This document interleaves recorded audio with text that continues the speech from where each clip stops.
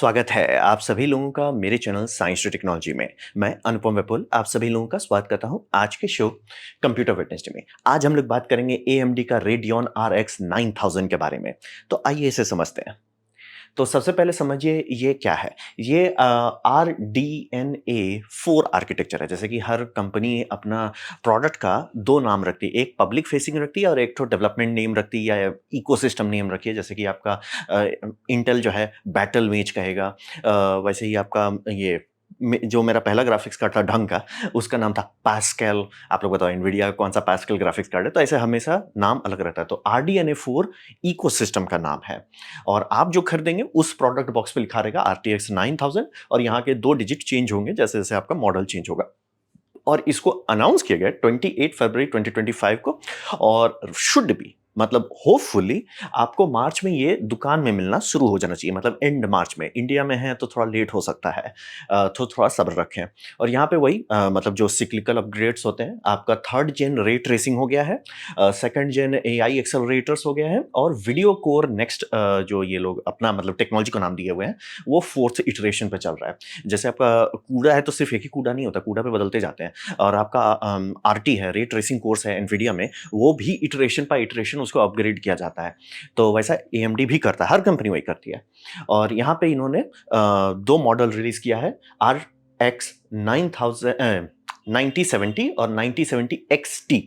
और दोनों में सबसे इंपॉर्टेंट बात यह है कि इसमें 16 GB का VRAM दिया गया है। यह आगे क्लियर करेंगे कि क्यों इतना इंपॉर्टेंट बात है।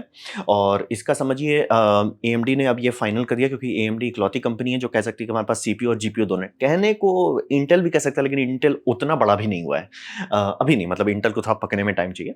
तो AMD अब ये कर दिया कि इनका नाम जो है और जनरेशन जो है लॉक्ड है, यानी कि AMD का 9000 CPU उसी टाइम में AMD का 9000 GPU दोनों साथ साथ चलेंगे। यानी कि अब जब अगले साइकिल में AMD 10,000 भगवान जाने 10,000 करेंगे कि नहीं करेंगे, लेकिन मान लीजिए 10,000 रिलीज करते हैं, वो 10,000 GPU में भी नाम देंगे, नाम को सिंक करेंगे। या फिर से कोई CEO बदलेगा या कोई मार्केटिंग चीफ बदल जाएगा तो फिर से बदल देंगे, पता नहीं। लेकिन टारगेट ये कर रहे हैं, इसीलिए इसमें 9000 है। तो आप बोलेंगे ना 8 कहाँ चला गया, बस वही है, 9000 इसलिए दिया गया है। तो वही सब 3rd जनरेशन 2nd जनरेशन हो गया है। मीडिया इंजन पे बहुत मेहनत किए हैं और कुछ कुछ चीज़ उटपटांग है, जैसे क्लेम कर रहे हैं सपोर्टिंग PCI Gen 5। कैसे फर्क पड़ता है? सीधा सीधा नहीं, लेकिन एक फायदा होपफुली होगा आने वाले टाइम में। मतलब वो कंसोल में ऑलरेडी है लेकिन अभी हमारे पास नहीं आया है। वो है कि आपका गेम इंजन ऐसा बनाया जा सकता है कि वो PCI एक्सप्रेस का जो मेमोरी है, यानी कि NVMe प्रोटोकॉल पे जो आपका SSD चल रहा है, उससे डेटा डायरेक्टली बिना ये प्रोसेसर के रास्ते से डायरेक्ट खाने लगे। तो उसके लिए आप चाहोगे कि जो पाइपलाइन है वो मोटा हो। तो पाइपलाइन मोटा कैसे होता है? आप उसका जनरेशन बढ़ा दीजिए। तो PCI 5.0 में ये पॉसिबल होता है कि आपका मदरबोर्ड में PCI 5.0 का एक स्लॉट हो जिसमें आप GPU लगाएं और एक तो NVMe स्लॉट हो जिसमें आप SSD लगाए हो। अगर दोनों 5 पे चल रहा है तो होपफुली ये टेक्नोलॉजी जब मार्केट में आएगी तो होने लगेगा। मेरा कंप्यूटर में है। हम एक्चुअली इसीलिए मदरबोर्ड पे थोड़ा ज़्यादा खर्च किए थे कि हमको वो चाहिए था कि 5.0 की होपफुली जब ये 1-2 साल में आने लगेगा GPU का टेक्नोलॉजी, वो हम आराम से इस्तेमाल कर पाएंगे। तो ये हो गया, लॉन्च इन्होंने कर दिया है। अब बात करते हैं, यहाँ पे AMD ने एक बहुत सूझबूझ से बुद्धि का प्रदर्शन किया है, जिसे हम लोग कहते हैं इन्होंने सप्लाई चेन पे ध्यान दिया। क्योंकि अभी ये समझिए कि इनका अप्रोच सीधा है, हम रेफरेंस डिज़ाइन लेंगे ही नहीं। मतलब कि आप इंटेल का देखते हैं, एक नकली वो प्रोडक्ट बनाते हैं जो हर दिखा देते हैं। ये ना तो दाम किसी को मिलता है ना तो प्रोडक्ट मिलता है, क्योंकि ये मतलब एनवीडिया मैन्युफैक्चर नहीं करता है, एनवीडिया ये करता है। मतलब आप एक समझ समझ लीजिए कि उसे ये करवाता है, कॉन्ट्रैक्ट पे बनवाता है। अब रहा बात कि वो फोर्स कर देते हैं कि इतने दाम पे आपको बनानी है। तो कंपनी जो भी कंपनी बना रही है, जैसे कि आसूस बना रहा है, वो मिनिमम ऑर्डर बनाता है। यानी कि अगर एनवीडिया बोला है कि एटलीस्ट 10,000 बनेंगे, वो सिर्फ 10,000 बनाएंगे और वो 10,000 को वो रखे ही रहेंगे, बेचेंगे नहीं। क्यों? क्योंकि उसमें लॉस होगा।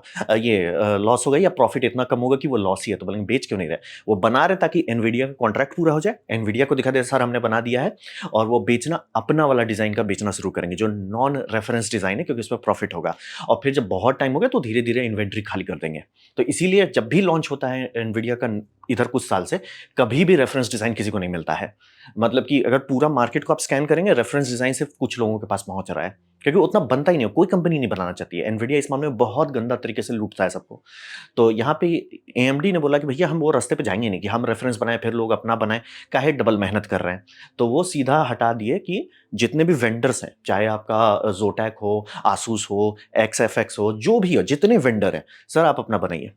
लेकिन हम उस पे दाम लॉक कर देंगे। तो बोलेंगे ये तो वैसा ही हो गया एनवीडिया जैसा। नहीं, कहा कि अब जब ये सब में डिज़ाइन कर रहे हैं तो कंपनी अपने हिसाब से करेगा। जैसे कि अगर कोई बना रहा है कि सर हमारा ये आसूस का टफ है, तो आसूस का टफ एनवीडिया में भी आ रहा है, रेडियन में भी आ रहा है, तो कंपनी वही टूलिंग इस्तेमाल कर देगी इसको बनाने में ताकि दाम कम कर सकें। यानी कि यहाँ पे फ्रीडम आ जाता है कि सर ये टारगेट जो है ऊपर से कोई बोल दिया है और फिर ये भी बोल दिया कि ये मशीन से बनाओ, वो नहीं है। ये टारगेट है, हिट करो इसको। तो ठीक है, तो लोग उसके हिसाब से सर मेरा ये डिज़ाइन हम दूसरे में यूज़ करें, इससे में यहाँ थोड़ा-सा बटर मसाला लगा के कर सकते हैं। सर ये डिज़ाइन तो हम दूसरे कार्ड में बेचे हैं, ये आराम से निपटा सकते हैं। तो मतलब उनको फ्रीडम मिलता है। हर कंपनी अलग-अलग तरीके से डिज़ाइन बनाती है जो उस पैसे में कंपनी को प्रॉफ़िट दे सके। तो यहाँ पे जो फ्रीडम आ रहा है, इससे 2 मेन चीज़ आ रहा है। पहला, दाम जो है वो चांसेस है कि एएमडी जो अनाउंस करता है वो आपको एक्चुअली मिलेगा। दूसरा, ये इसका सप्लाई चेन कि एक्चुअली हो मार्केट में वो पॉसिबल होगा।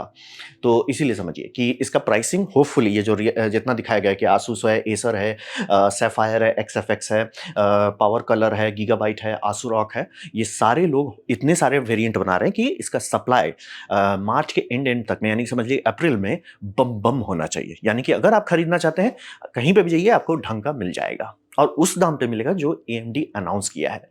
तो ये नया रास्ता जो ले रहे हैं, मतलब ऑलमोस्ट यही रास्ता पे आपका इंटेल चल रहा है, लेकिन एएमडी ऐसा नहीं किया था और हम बोल रहे हैं एनवीडिया तो सीधे चूना लगाता है लोगों को, सर हम ये दाम पे देंगे।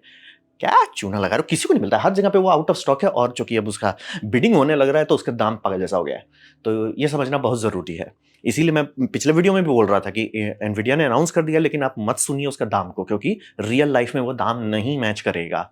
तो यहाँ पे एएमडी का जो नया अप्रोच है, ये मुझे ज़्यादा बेटर लग रहा है, ज़्यादा फ्लेक्सिबिलिटी दे रहा है कि सर आप बनाओ ना सर, आप बनाना हमसे ज़्यादा बेटर जानते हो। आपको सप्लाई चेन देखना है, आपको इसकी वारंटी करनी है, आप जानो, आप बस ये टारगेट को मीट कर दो। मतलब उनको एक चीज़ को लॉक कर, एक चीज़ में फ्रीडम दे। एनवीडिया बोल रहा है हम दोनों पे लॉक कर देंगे, तो ऑब्वियसली कोई कंपनी नहीं खेलना चाहेगी उस रास्ते से।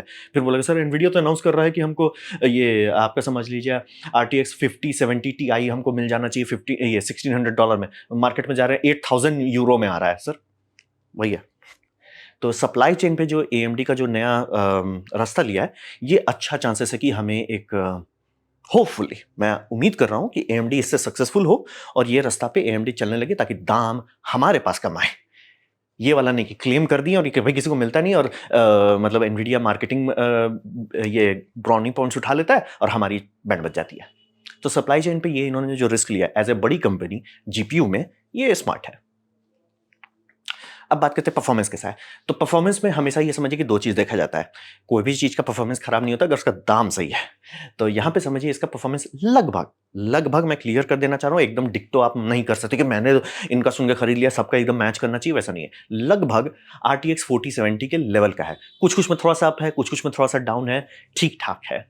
और रे ट्रेसिंग फाइनली इनका जीजी बनने लगा है, यानी कि रे ट्रेसिंग जेन 1 जेन्युइनली ये एक जनरेशन पीछे लॉन्च किए थे तो ऑब्वियसली कचरा ही था। दूसरा में भी किसी तरह अब इनका रे ट्रेसिंग, हाँ, अब ऐसा नहीं कि रे ट्रेसिंग चालू किया गेम एफपीएस खत्म हो गया। तो रे ट्रेसिंग अब फाइनली इनका अच्छा होने लगा और आप बोलोगे रे ट्रेसिंग जरूरी नहीं, जरूरी है। अब ऑब्वियसली आप काउंटर स्ट्राइक खेल रहे हो तो पता नहीं आप ग्राफिक्स कार्ड क्यों खरीद रहे हो, जब काउंटर स्ट्राइक बहुत पुराने ग्राफिक्स कार्ड में बहुत अच्छा चलता है, आप जबरदस्ती का पैसा बर्बाद कर रहे हो। लेकिन एक होता है कि मतलब नए जितने कार्ड है, खासतौर पर जितने सीनरी वाले कार्ड्स हैं, जितने गेम्स हैं और जितने गेम्स कंसोल से आ रहे हैं, वो सब में रे ट्रेसिंग है। तो आप चाहोगे कि रे ट्रेसिंग का हार्डवेयर अच्छा हो और एएमडी एक जनरेशन पीछे चल रहा था। ये पहली बार है कि रे ट्रेसिंग अब आपको ऐसा लगेगा कि ठीक है, मतलब एकदम एनवीडिया लेवल पे तो नहीं, क्योंकि बोला एनवीडिया एक पूरा जनरेशन आगे चल रहा है, तो उस लेवल पे तो नहीं है, लेकिन अच्छा है, मतलब आप आराम से एंजॉय कर सकते हैं। और प्राइस टू परफॉर्मेंस जहां पे वो आते हैं वहीं पे काम खत्म, वहां पे काम खत्म, वहां पे एनवीडिया नहीं कंपेयर कर सकता है, क्योंकि ऑलमोस्ट $300 से $500 का प्राइस गैप है और जो रियलिस्टिक प्राइस गैप होगा, जो हमें मार्च के एंड में ये मतलब अप्रैल के स्टार्टिंग में पता चल जाएगा, वो बहुत ज़्यादा है।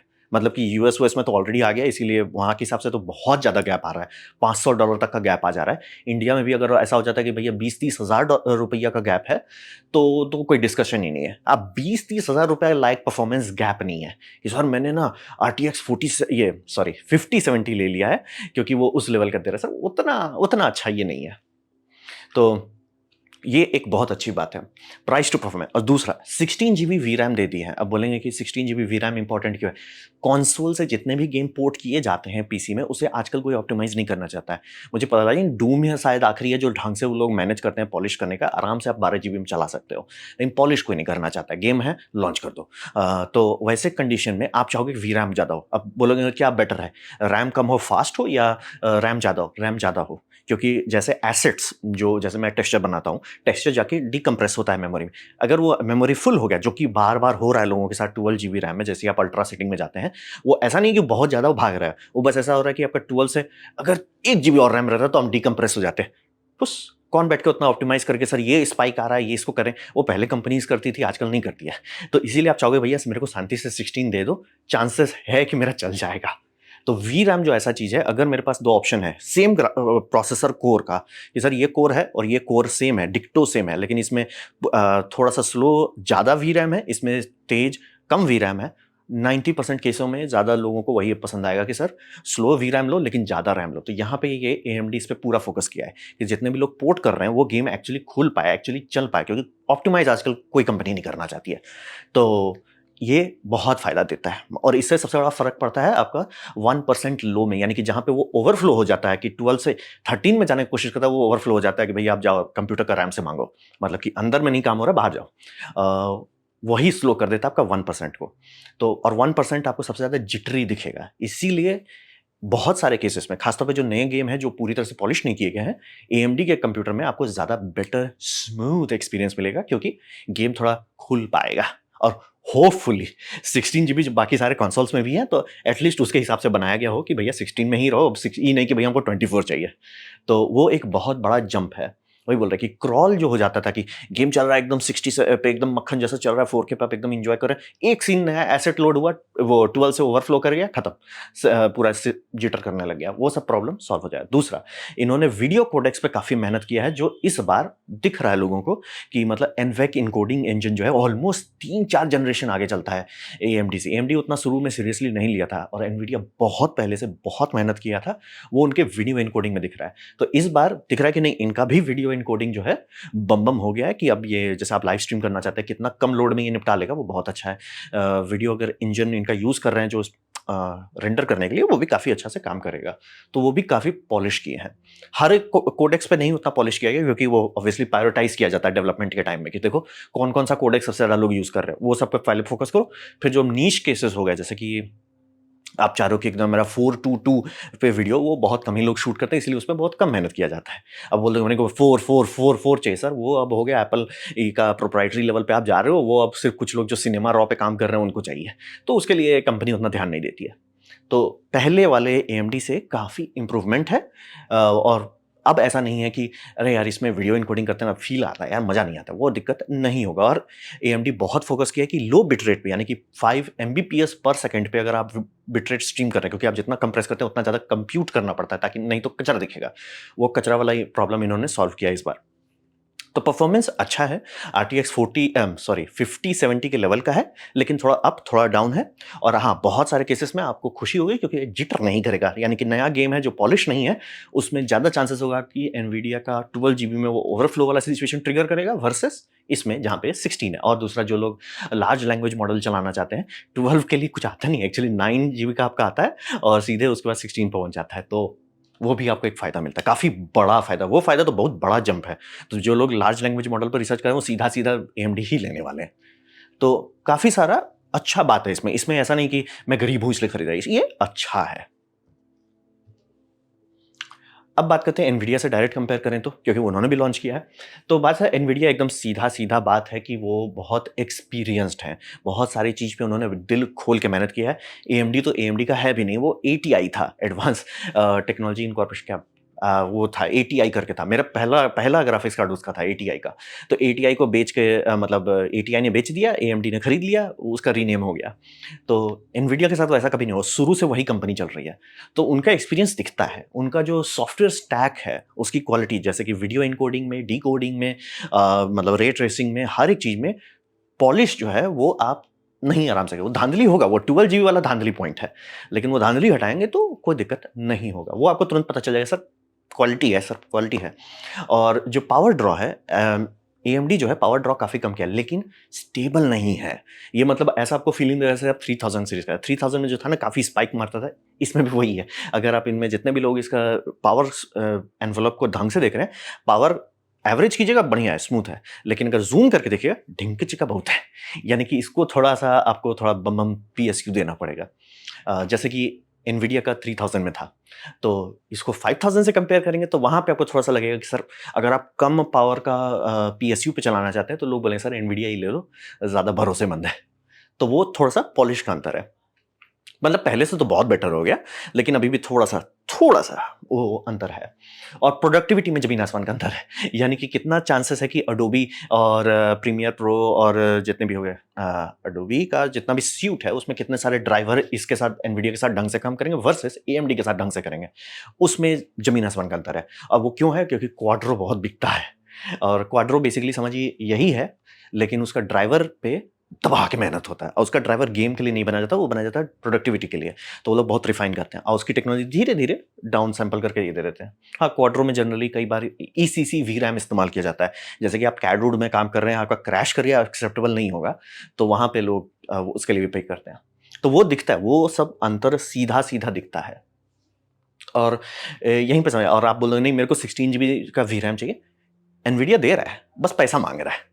एनवीडिया दे रहा है कि ठीक है सर, आप बोलते हो कि आपका 12 में काम नहीं चलेगा, कोई बात नहीं है सर, हमारे पास 16, हमारे पास तो 34 है। आपके पास पैसा है कि नहीं वो बताइए? हमारे पास है। तो वही है। अब रहा बात कि इसका क्या मतलब है कि सीधे-सीधे एनवीडिया ही लेना चाहिए? हाँ भी और नहीं भी, क्योंकि बात ये है कि अगर आप अफ़ोर्ड नहीं कर सकते हैं कि नहीं मैं 2 लाख रुपए नहीं देने वाला हूँ एक ग्राफिक्स कार्ड के लिए, तो नहीं खरीद सकते, काम खत्म, वो हो गया। आप नहीं अफ़ोर्ड कर सकते तो नहीं कर सकते, आप शांति से एएमडी लीजिए या उससे भी नीचे आ जाइए, इंटेल में ले लीजिए। और दूसरा ये होता है कि मान लीजिए आपके पास पैसा है, लेकिन अर्जेंसी है कि मुझे अभी चाहिए, बहुत लोगों को तकलीफ हो रही है खोजने में कि सर मिल ही नहीं रहा है, और जो मिल रहा है वो ऑलमोस्ट स्कैल्पल प्राइस पे चल रहा है कि अरे जितना दाम था उससे हम डबल पे ले रहे हैं, तो फंस जा रहे हैं ना। तो ये एक सीरियस समस्या है सब लोगों के लिए जो एनवीडिया के साइड में है। ऑलमोस्ट ये लग्जरी टैक्स में फंस गया है कि काफ़ी ज़्यादा है, और एनवीडिया को उतना फ़र्क नहीं पड़ता क्योंकि एनवीडिया का मेन पैसा जो आ रहा है, मेन जो बम बम रोकड़ा आ रहा है, वो आ रहा है इनका कंप्यूट कार्ड से, जो कि वो सुपर कंप्यूटर में लगा रहे हैं, हाइपर क्लस्टर में लगा रहे हैं, डेटा सेंटर्स में लगा रहे हैं, वहाँ से उनका पैसा आ रहा है। गेमिंग वो बस मुँह दिखाई का चला रहे हैं। तो इसीलिए एनवीडिया से अभी भी ऐसा नहीं हो गया कि डायरेक्ट भिड़ गया, धो दिया। जहाँ पैसा लगाते हैं, हाँ, वहाँ पे धो दिया। ये बहुत अच्छी बात है जो मैं हमेशा बोलता रहा हूँ कि एएमडी इसी कारण से पिटता है कि उसका दाम होता है ना, अच्छा एनवीडिया इतना चार्ज कर रहा है, हम उससे थोड़ा-सा नीचे करेंगे। सर आपका क्वालिटी उतना नहीं है। तो अबरी बार जो गैप बढ़ा दिए, अब हो रहा है कि सर अब तो डिस्कशन ही नहीं है। तो ऐसी बात हो गई कि 40,000 का ग्राफिक्स कार्ड अगर 60,000 के आस-पास आ रहा है, आप 40,000 का लोगे। आप 60,000 का एनवीडिया का है, आपका ग्राफिक्स कार्ड 55,000 का है, तब लोग बोलेंगे भैया 5,000 में डाल के ले ही लेता हूँ एनवीडिया। वो वाला प्रॉब्लम इन्होंने पहली बार सॉल्व किया है एएमडी ने। और ये जो बहुत स्मार्ट तरीका किया कि हम रेफरेंस डिज़ाइन पे मेहनत ही नहीं करेंगे, क्योंकि रेफरेंस डिज़ाइन ऐसा नहीं होता कि सिर्फ डिज़ाइन ऐसा होना है, वो पीसीबी का भी डिज़ाइन लॉक करते हैं। तो यहाँ पे उन्होंने पूरा फ्रीडम दे दिया। तो कंपनी अपने हिसाब से करेगी, सर ये कैपेसिटर हमने खूब मंगाया था, ये इंडक्टर साइज़ हमने खूब मंगाया हुआ है, ये सब का हमें पता है, हम इस सबको इस्तेमाल करके कम दाम में बना लेंगे और एक्चुअली बेच पाएँगे। तो ये बहुत स्मार्ट तरीके से चल रहे हैं। तो एनवीडिया का क्वालिटी और पॉलिश है, लेकिन वो बहुत महँगा है और प्लस अवेलेबिलिटी भी नहीं है कि आपको अभी के अभी चाहिए, मिलेगा भी नहीं। तो अब बात करते हैं भविष्य में क्या होगा, होप क्या है हमारा? होप ये है कि यहाँ पे मैं देख रहा हूँ 3 कंपनी 3 अलग-अलग रास्ते पे चल रही है जो कि बहुत अच्छा है हमारे लिए। जैसे कि सबसे सिंपल एग्ज़ाम्पल इंटेल जो है बी सीरीज़ के लिए जो उतारा है, वो सीधे टारगेट कर रहे हैं कम पैसों के लिए। अभी तक ये इंडिया में नहीं आया, पता नहीं फरवरी में बोल रहे थे आ जाएगा लेकिन अभी तक नहीं आया।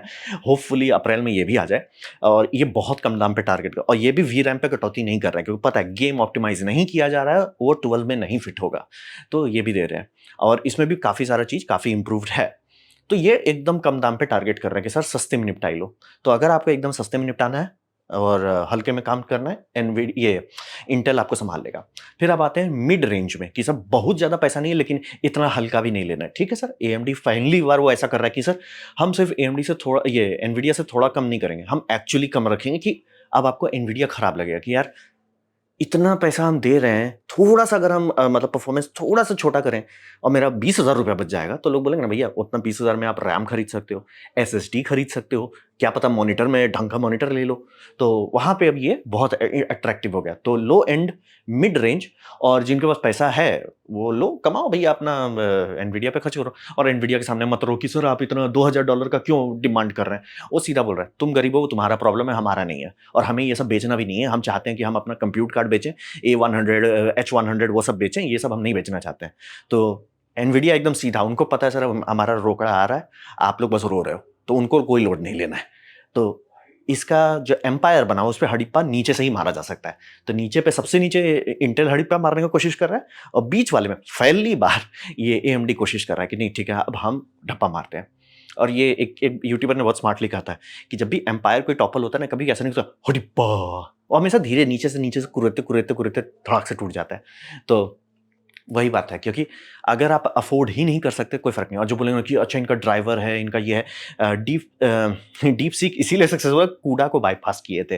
तो ऐसा नहीं है, और बोल रहे हैं ना अगर आप अफ़ोर्ड ही नहीं कर सकते फ़र्क नहीं पड़ता है। जितने लोगों के पास ये जाने लगे, जितने लोगों के पास ये जाने लगा, उतना कूडा का इम्पोर्टेंस कम होने लगेगा, उतने ज़्यादा ये दोनों का सॉफ्टवेयर पॉलिश होने लगेगा। और ये दोनों अगर शादी कर लिए कि ठीक है हम लोग सॉफ्टवेयर में एक दूसरे को हेल्प करते हैं, जो कि कंपनी कई बार करती है, पता नहीं चलेगा कुछ साल में, अरे एक टाइम में होता था एनवीडिया तो कई ट्रिलियन पे उड़ रहा था, वो खत्म हो सकता है। और ये आप और हमारे लिए बहुत अच्छा है कि अब मैं एक्चुअली बोल सकता हूँ कि 20,000 के आसपास का ग्राफिक्स कार्ड में कुछ आएगा। और ये बहुत शर्मनाक बात है कि आजकल का ग्राफिक्स कार्ड एकदम पागल जैसा दाम हो गया है। लेकिन मैं एकदम क्लियर कर देना चाह रहा हूँ, आप लोग इतना महँगा कार्ड के पीछे तभी भागिए जब आप इससे पैसा बना रहे हैं। जैसे कि मैंने कंप्यूटर में 4070 Ti डाला है और वो भी तब लिया था जब ये चल रहा था, क्या बोलते हैं, चिप शॉर्टेज चल रहा था। पागल जैसा मैंने दाम दिया है, उतना देना नहीं चाहिए, तो मैंने क्यों दिया? रहा बात कि मैं कंप्यूटर 10 साल बाद अपग्रेड कर रहा था और मैं उससे पहला जो मेरा कार्ड था वो था GTX 1070। तो समझिए, और मैं चाह रहा था कि मेरा टारगेट था कि 8 जीबी वी रैम से मैं डायरेक्ट कूद दूँ 16 पे, नहीं कूद पाए। कर सकते थे लेकिन बहुत ज़्यादा दाम आ रहा था और मैंने सोचा कि बहुत ज़्यादा पैसा हम नहीं जाना। और रहा बात, ये मेरा वर्क कंप्यूटर है, मैं इसी पे काम करता हूँ। ऐसा नहीं है कि मेरा ये घर में मैं गेम खेलता हूँ और ऑफिस में कंप्यूटर में काम कर रहा हूँ, क्योंकि वहाँ का कंप्यूटर कंपनी वाली का हेडेक है, मेरे को नहीं लोड लेना है। ये मेरा कंप्यूटर है, मैं इस पे काम करता हूँ और जो वीडियो इनकोडिंग में टाइम बचता है, जो लाइव स्ट्रीम करने में हेडेक कम होता है, वो सारा मेरे लिए फ़ायदेमंद है। क्योंकि याद रखिए, पैसा से समय नहीं खरीद सकते, सिर्फ रफ्तार खरीद सकते हैं। तो जब मेरा पहले प्रोसेसर था, वहाँ से मैंने बहुत महँगा प्रोसेसर लिया, तो उससे क्या फ़र्क पड़ रहा है? जो एक लगभग 40 मिनट का मेरा वीडियो रेंडरिंग होता है इसी कैमरा से, वो अब 10 मिनट के अंदर हो जाता है। और दूसरी बात ये है कि मेरा कंप्यूटर चिपकता नहीं उस टाइम में। पहले होता था कि रेंडर हो रहा है, छोड़ दो कंप्यूटर, कुछ नहीं कर सकते हम उसमें। अब ऐसा हो गया कि कंप्यूटर में अब रेंडर कर रहे हैं, हम आगे का रिसर्च करना शुरू कर देते हैं। तो इसीलिए अगर आप उससे पैसा बना रहे हैं, जो भी इक्विपमेंट आप खरीदें उससे पैसा बनाएं, पैसा अपना समझ के लगाइए कि 40,000 लोग 4-5 लाख का ग्राफिक्स कार्ड लेते हैं, जो एआई सुपर कंप्यूटर सबके लिए लगता है, वो सब तो करोड़ तक चला जाता है और एक तो खरीद भी नहीं सकते, मिनिमम ऑर्डर रहता है। तो वो आपको समझना पड़ेगा। और मैं कहूँगा कि अभी आप लोग थोड़ा सब्र रखें, Q3 तक का, यानी कि थोड़ा कुछ महीने आप लोग सब्र रखिए। जब एक बार ये सब मार्केट में आ जाए, इंडियन मार्केट में एक बार थोड़ा-सा अर्ली झटका थोड़ा स्टेबलाइज़ हो जाए, जोर के झटका थोड़ा धीरे हो जाए, तब आप लोग थोड़ा इसका दाम में देखिएगा। और मैं एकदम क्लियर करता हूँ, कोई तकलीफ नहीं होगी आपको ये खरीदने में। जो भी होगा, आप जो उतना पैसा बचाएँगे उससे आपको ज़्यादा खुशी मिलेगी। दूसरी बात, एएमडी भी अब एक्चुअली अच्छा दाम पे है, एक्चुअली अच्छा परफॉर्मेंस है, एक्चुअली टाइम टेस्टेड है, ये आप ले सकते हैं। एनवीडिया अगर आप इसे प्रॉफिट बना रहे हैं, लीजिए, कोई टेंशन वाली बात नहीं है। लेकिन अब ये 3 अलग-अलग लोग आ गए हैं, 3 अलग-अलग कैटेगरीज़ में अच्छे-अच्छे हार्डवेयर आ रहे हैं, ये अच्छी बात है हम सभी के लिए। तो ये था मेरा प्रेजेंटेशन RX का 9000 सीरीज के बारे में। उम्मीद करता हूँ आपको अच्छा लगा, कुछ सीखने मिला, कुछ समझ में आया। अगर ऐसा है, लाइक कर दे, दूसरा शेयर कर दे, उससे मेरा काफ़ी भला होगा। अगर आपको मेरा वीडियो इंग्लिश में देखना है तो प्लीज़ वीडियो डिस्क्रिप्शन का पहला लिंक क्लिक करें, वो आपको सीधे मेरा इंग्लिश चैनल पे ले जाएगा। अगर आपको अच्छा नहीं लगा, नहीं मज़ा आया, तो कोई बात नहीं, आप डिसलाइक दबा सकते हैं। मैं कहूँगा डिसलाइक 2 बार दबाएँ, उससे मुझे पता चलो कितना नापसंद हुआ है। मैं आपसे कहूँगा एक कमेंट लिखें, मैं हर कमेंट को पढ़ने की कोशिश करता हूँ। आपसे कहूँगा सब्सक्राइब कीजिए, बेल दबाइए अगर आप फ्री हैं तो। आपने वीडियो देखा, जानकर मुझे बहुत खुशी हुई। धन्यवाद।